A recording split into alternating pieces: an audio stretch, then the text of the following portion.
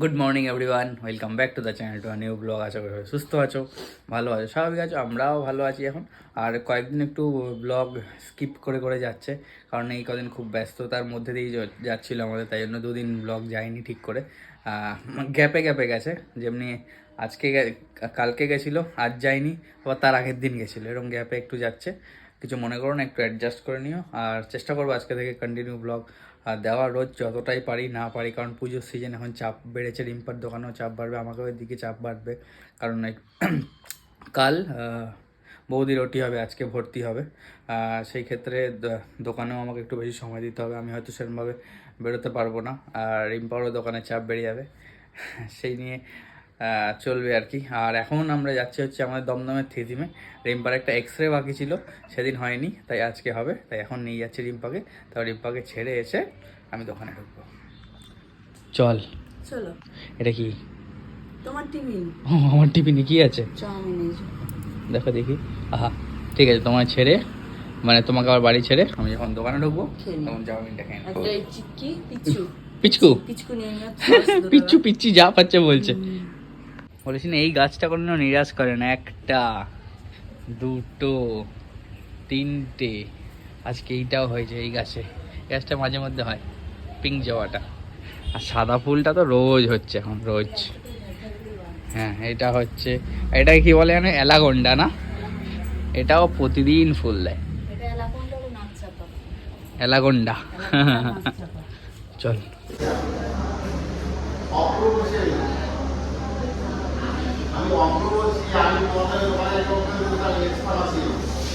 এই যে থিজিমে এসেছিলাম, হয়ে গেছে এক্স-রে। আমি আবার জিজ্ঞেস করেছিলাম কিছু আছে, বলছে কালকে জানবেন, কাল সন্ধ্যে 7টায় রিপোর্ট দেবে। আজ না কি রোদ উঠেছে, 2-3 দিন ধরে বৃষ্টি বৃষ্টি বৃষ্টি। বাবা এই রোদটাই থাকুক, যেন বৃষ্টি না হয়। খুঁটি ফ্ল্যাটের কাজ তো মনে হচ্ছে জোর কদমেই হচ্ছে, মাটি বাড়তে উঠে পড়েছে। আজ মিস্ত্রি নেই, রোববার চালু হয়ে গেছে গিট। কুটি নিচ্ছে ওখানে চিকেন, আর আমি এত দূরে দাঁড়িয়ে আছি। চলে এসেছি, আজ চিকেন রান্না করতে হবে। চিকেন আনা হয়নি বলে কাকিমা করে যেতে পারিনি, তাই আমি চিকেনটা রান্না করবো। কুটি বললো তুমি রান্না করো চিকেনটা। আর এই যে টিফিনে আলু দিয়ে, ডিম দিয়ে, পেঁয়াজ দিয়ে চাউমিন করে রেখে গেছে কাকিমা, ওটাই এখন খাবো। কারণ আমার এক্স-রের আগে অবধি আমি কিছু খেতে পারছিলাম না, কারণ বারণ ছিল, জল মানে কিচ্ছু চলবে না, খালি পেটে এক্স-রেটা হবে। তো তাই জন্য কিছু খেতে পারছিলাম না, এই জন্য এসে এখন এটা খাবো। প্রচণ্ড খিদে পেয়েছে, ঘড়িতে বাজে প্রায় 1টা, খেতে খেতে তো 3টে 3:30 খিদে পেয়ে গেছে, ওই জন্য খেয়ে নিই। মাংস ধুয়ে নিয়েছি, এখানে তেল চাপিয়ে দিয়েছি কড়াইতে, আলুও কাটা হয়ে গেছে। এবার চিকেনটা করে নেবো। চিকেনটা করে স্নান করে নেবো, করে কুটি এলে তাড়াতাড়ি খেয়ে নেবো, কারণ দিদিয়ার আজকে 5টা, তো 4টের মধ্যে দাদাভাই দিদিয়া সবাই বেরোবে, আমি কুটিও যাবো ওদের সাথে। ও দিদিয়া ভর্তি হবে যেখানে আনন্দলোক নার্সিংহোমে হবে ওর ওটি, তো সল্টলেকের ওখানে। আমি কুটি বাইকে যাব, আর দাদাভাই হয়তো ওলা করে উবের করে দিদি একসাথে যাবে, নিয়ে যাবে। আর কে যাবে আমি এখনও জানি না। কালকে ভোর 6টায় ওটি, আমাদের ভোর 5টার মধ্যে বেরোতেই হবে কালকে।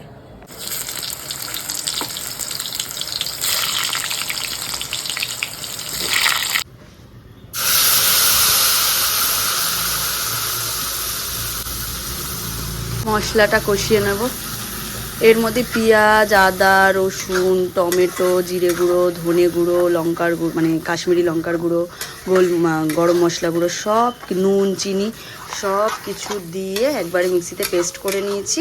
শর্টকাটে রান্না, দিয়ে কষিয়ে আলু চিকেন দিয়ে কষিয়ে জল ঢেলে দেবো। মশলাটা পুরো কষে কালার এসছে, দেখো তেলও ছেড়ে দিয়েছে।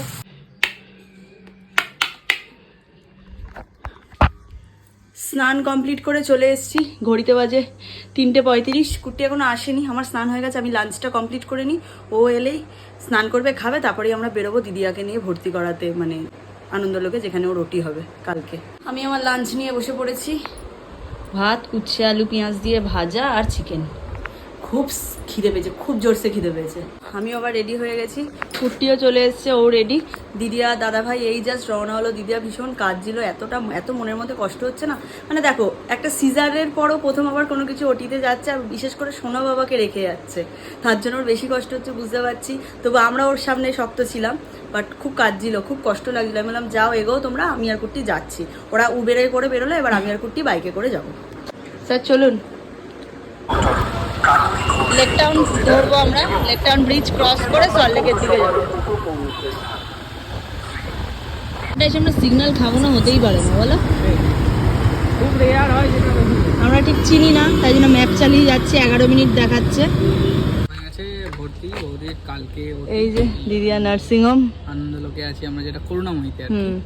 আর কালকে 6:30 7টা টাইম বলেছে, তারপর বলেছিল ফার্স্টে, তারপরে এখন দাদা ভাইরা বেরিয়ে গেল ওই যে। আর আজকে সকাল হয়েছে রাত্রি 9টার সময় ফোন করে জানতে হবে কটায় ওটি, তো ওই 7টা 8টার মধ্যেই হবে। দিদিয়ার মুখটা এইটুকু হয়ে গেছে, কাঁদছে। আর সোনা আমার সাথে ভিডিও কলে কথা বলছিল। ও বিন্দাস আছে, ও কি বুঝবে এখন, তাই না? যাই হোক, ঠাকুর ঠাকুর করে কালকের দিনটা ভালো করে উতরে যাক। সাকসেস, অবশ্যই সাকসেস হবে। এই ওটি খুব একটা মানে মানে একদম ভয়ঙ্কর কিছু নয়, তবুও যাদের বাড়ির লোকের হয় তাদের তো টেনশন হবেই। সব যেন ঠিক থাকে। আজকে তাড়াতাড়ি শুয়ে পড়তে হবে কুট্টি, যাতে আমাদের সকালবেলা 5টা 5:30টার মধ্যে বেরোতেই হবে আসার জন্য। দেখো তরুণ সংঘের পুজো, দমদম পার্কে তরুণ সংঘের প্যান্ডেল হচ্ছে। আমরা তো আর ঠাকুর দেখতে আসি না, এখান থেকেই দেখে যাই।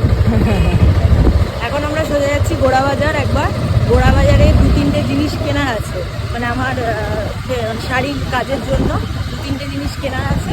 ওগুলো কিনে তারপরে বাড়ি। মার্কেট শুরু হয়ে গেছে মনে হয়, গোড়া বাজার যা ভিড়, পুরো জ্যাম লেগে গেছে।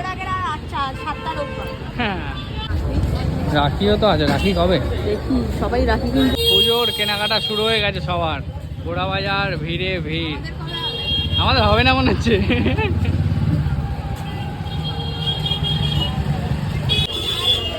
এই দোকানটায় আগে দাদা যখন সুস্থ ছিল, আমি আর দাদা এখানে চা খেয়ে তারপরে এয়ারপোর্ট যেতাম।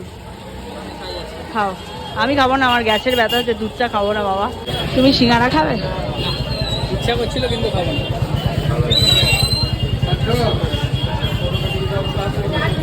বেচারা আমিত্তি খাবে বলে দাঁড়িয়েছিল, টাকা খুচরো হচ্ছে না বলে খেতে পাচ্ছিল না। দাদা আমাদেরকে দয়া করে খুচরো দিচ্ছে। গরম দেখে না হঠাৎ ইচ্ছে হলো। এই যে একটা সাদা পর্দা দুটো রেডি করা হয়েছে লাইভের ব্যাকড্রপের জন্য। আমার একটু গ্লসি। বাজে 10:40 মতো। বাড়িতে অনেকক্ষণ আগেই এসছি। এখন যাব নিচে। সোনা বাবার খাবার আজকে দিদিয়া দুপুরে করেই রেখে গেছিলো, ওটা এখন গরম করব। গরম করে বাবুকে নিয়ে বসবো। দাদাভাই খাওয়াবে, কিন্তু ওর পাশে একটু বসবো। তারপর ছেলে ঘুমালে ওপরে চলে আসবো, কারণ কালকে আবার আমাদের ভোরবেলা 4:30-র মধ্যে বেরোতে হবে, কারণ দিদিয়ার 6টায় ওটির টাইম। যেতেই তো 45 মিনিট মতো লাগবে। তারপরে ওখানে অনেক কাজকর্ম, পেপার সাইন টাইন আছে, সব কিছু সব দাদাভাই করবে। তো 4:30-র মধ্যে বেরোতে হবে, তাই জন্য মোটামুটি 11:30-র মধ্যে বিছানায় উঠতেই হবে ঘুমানোর জন্য আজকে। কি গো, চলো ডিনার করবে? চলো চলো চলো চলো চলো, 11:15 হয়ে গেছে, চলো। হ্যাঁ, খেয়ে তাড়াতাড়ি শুয়ে পড়ো, কাল 4টায় উঠবো। 4টে না উঠলে 4:30 উঠবো, 5টার মধ্যে বেরিয়ে যাবো। ঠিক আছে, ঠিক আছে। দুপুরে আমার ভাত খাওয়া হয়নি, তাড়াহুড়োর মধ্যে ছিলাম। আমি টিফিন করেছিলাম অনেক লেটে, চাউমিন, তাই জন্য আর ভাতটা খাইনি। বলেছিলাম রেখে দাও, এসে ভাত খেয়ে বাবা আমি খেয়ে নিয়েছিলাম। হ্যাঁ, বোঝাই যাচ্ছে। চলো চলো চলো চলো। কমপ্লিট। রিম্পা তো চিকেন করেছিল, চিকেন দিয়ে একটু ভাত খেলাম। চিকেনটা ভালো হয়েছে, সুস্বাদু, একদম সুস্বাদু হয়েছে। আর এখন প্রায় 12টা মতো বাজে, এই যাচ্ছি ঘুমাতে। আর 4টে 4:30-র মধ্যে আমাদের উঠতে হবে। উঠে 6টায় ওটি, আমাদের 6টার আগে পৌঁছাতে হবে আনন্দলোক, করুণাময়ীতে। করুণাময় আনন্দলোকে পৌঁছাতে হবে। তাই চলো আর কথা না বাড়িয়ে আজকের মতো ব্লগটাই অবধি রাখছি।